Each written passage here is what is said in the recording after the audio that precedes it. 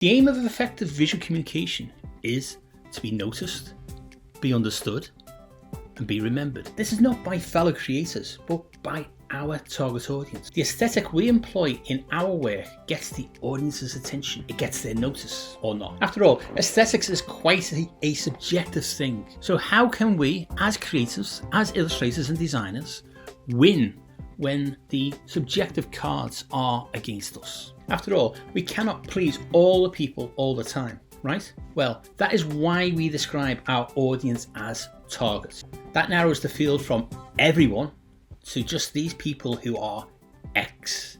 It is in understanding the common factor X in our researching of our target audience that we get keen insights to who they are, what they have commonly experienced, what they already know.